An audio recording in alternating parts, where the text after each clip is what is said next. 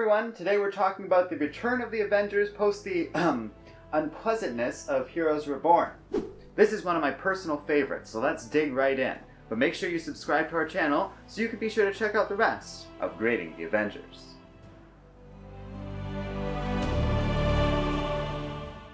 From 1998 to 2002, Kurt Busiek and penciler George Pérez joined together for what is, on balance, one of my favorite runs of Avengers comics. I'm not really alone in this sentiment, as this acclaim for this series seems to span pretty far and wide. In my first few days of reading Avengers books, and long since that time, I find these comics get recommended early and often. Busiek and Pérez's Avengers represent a lot in this series and its history. Not only do they have to recover from the reboot of Heroes Reborn and bring the team back into Marvel continuity, which presented its own set of creative challenges in that they'd have to establish how things were going to be from here on out and what kind of stories they were going to tell given everything that had happened, but they were also dealing with major transitions within the comic book world and the larger culture as a whole considering this time period. As the world of comics became increasingly more modern and computerized, a lot of series around this time suffered a bit from growing pains. But I wouldn't quantify this first book in the third Avengers volume as being much of a product of its time. Pretty much any book published around 2001 had to deal with some major changes in the culture and world around it, its sensibilities, and what it might expect out of a story. Luckily, though aspects of art and storytelling do feel dated to this time period, I found a lot of value in revisiting these books, and overall, they very much hold up. What Busiek's Avengers are best remembered for is how they managed to take old and familiar villains like Kang the Conqueror or Ultron and really letting them cut loose and show off their full power. So yes, Kang has always been, in theory, this powerful foe, but now we get to see him actually take over the world. Ultron was always a dangerous threat, but it's only here that we first truly see that on display when he wipes out a whole country. It's interesting stuff that to date is very much having a present effect on the storytelling in the MCU thanks to the Age of Ultron movie, but I bring up that movie a little reluctantly since it has problems on its own that the actual comics simply do not. No, I find these comics quite polished and fun overall. Where I would argue the story is weaker is in Busiek's new characters, all of whom feel like they lack a lot of staying power. Those being Justice, Triathlon, Silverclaw, and Jack of Hearts. These characters don't really feel like they have a lot of the same sensibilities and never really seemed all that exciting to me in the context of this run. I've seen Busiek jokingly defend these characters in the years since, and I get what he's doing in the moment of these comics, as it fits in with the spirit of the narrative breaking new ground for the Avengers. But I've never really found a reason to care about any of them. The only exception, I would argue, is Firestar, since she was already a more established character and it feels like the Avengers books were more willing to make some use out of her. I think it's because Firestar better fits this model of the kind of character that can become an Avenger traditionally, that she feels more successful than someone like Jack of Hearts, who at this point feels more like a joke. Instead, to me, the characters that are really memorable to this time are the more classic Avengers. Just back to normal, in action, written well, and doing their thing.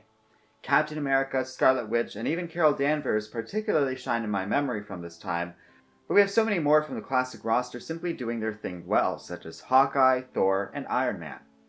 Add to that the fact that the team is back at the mansion, and even though there are some pretty epic adventures and some very serious stories happening here, everything kind of feels at home with what the Avengers have always been. At a time when many comics were going way too dark, very quickly, especially after 2001, Busiek's Avengers really strike a balance during a difficult time, and I really appreciate the whole thing. At a time when America really realized and internalized that the world can change on a dime, Busiek's Avengers make a lot of sense. A villain could conquer the world, or a country could be wiped out, and suddenly those stories don't feel nearly as implausible as they might have once been. These comics reflect a certain tone that the world is indeed changing around it and behind the scenes, but it isn't obsessed with the politics of the day to a fault either, at least not in my opinion. Rather, it lets its politics influence the story without consuming it. The world might be conquered by a villain, but the Avengers are certain to come together and save the day. That tone isn't depressing so much as it feels epic and optimistic. There are big heroes, larger than life, and the threats feel big enough to match that scale and size in a way I do feel many past Avengers comics didn't quite live up to in comparison. As much as I like many of the Avengers comics from the 60s right up into the 90s, Many do feel like they struggled in conveying this epic, potentially earth-shattering size of Avengers characters, and I really think Busiek and Pérez's comics are the best expression of that scale that happened up until this point. Earlier in this series I said Terry Kavanagh wrote my favorite era of 90s Avengers comics. That was, I suppose, an error, since half of this run did take place in the 90s, and I do like it quite a bit more than Kavanagh's run for all of its weirdness. However, I might politely suggest that it really reflects how Busiek, to me it feels like the first run of Avengers comics in the 2000s, more than it does a run of a 90s Avengers books that happened to overlap into the next decade. Busiek's writing and sensibilities were forward-thinking and feel very much ahead of their time, and that in turn sets the tone and stage pretty much for every Avengers comic book that would follow. It's also interesting how this run had a very clear and obvious effect on the MCU, which I think is quite interesting, even though Joss Whedon definitely didn't live up to the best part of the Busiek-era Avengers story with Ultron in the Age of Ultron movie. With so much fun to be had and creativity on display, I don't think it's too hard to see why this is, in my opinion, one of the absolute best runs of Avengers books out there. George Pérez is an amazing artist with the portfolio of a god, while Busiek is a Hall of Famer himself. Together, their collaboration is remarkable, and that a few characters felt underused or pointless along the way, I'm looking at you, Justice, remains relevant when discussing this as one of the best Avengers runs ever written. The thing is, though, even a small blemish matters quite a bit at this level, because at the end of the day, there's some damn good Avengers books out there I like quite a bit.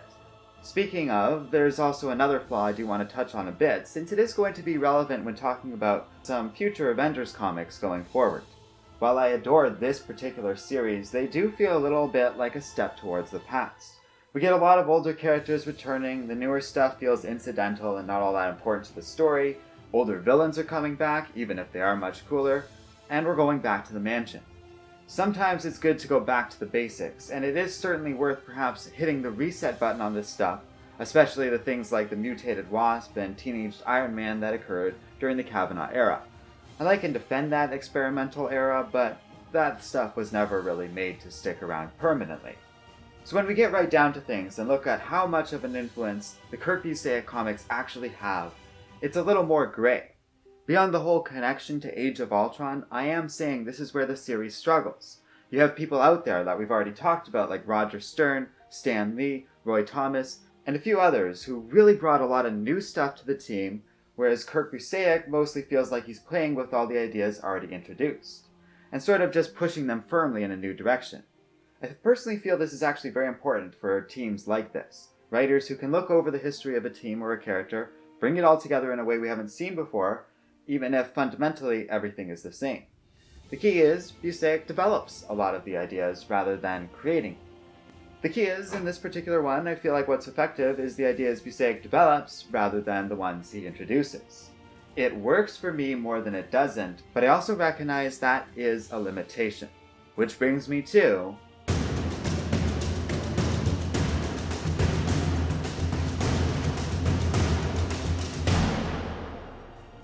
Nobody should forget, as we make our way through this series, how rare an A grade is. With the way things work in this series, I only have 6 to give out of any kind. And so far, this is number 4. I loved it when I first read it, and some of the books years later, and really enjoyed them as I returned to the comics for this series. I recommend you check out the Busiek books for yourself if you are at all interested in the history of the Avengers. Without me having to qualify that statement whatsoever, it's a great series, totally worth checking out. Next up, oh boy, you guys are in for a real interesting experience, because we're going to be talking about Geoff Johns and his time with the Avengers.